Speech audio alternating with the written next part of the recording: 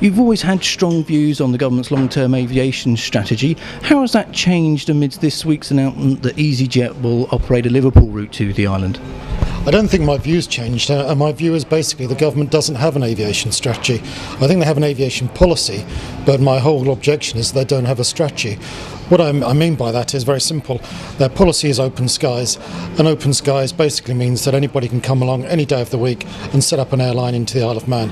What that means is you get continued change in the operators operating into the Isle of Man. Everything is about the short term. Nobody's prepared to invest in the long-term development of air routes. And if you look at the history of the last 3 years with the Isle of Man, you've seen 5 airlines disappear from the island, and you can't have that trend continue.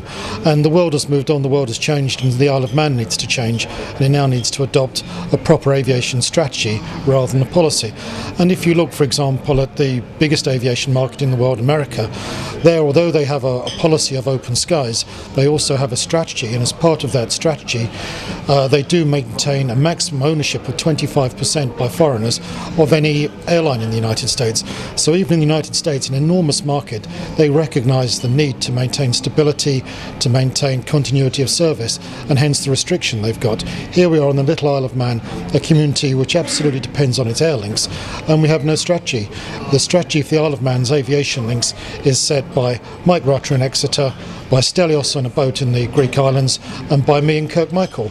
That can't be right, it can't make any sense. So we in the island have got to put in place an aviation strategy which is about long-term growth and about long-term route development.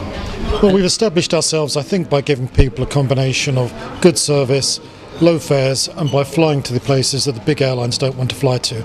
So in consequence, in the last 3.5 years, we've opened up 8 air routes. 6 of those are to airports which weren't serviced by the Isle of Man existing air carriers. We've picked up routes like the Newcastle routes, where other retreating carriers have said they can't make money out of it. We've been able to do that by keeping our costs low and by passing on those benefits as lower fares to our customers, and I think also by giving customers good service and generating word of mouth which tells other people across to come to the Isle of Man. It's a great place and there's a great airline to bring you there.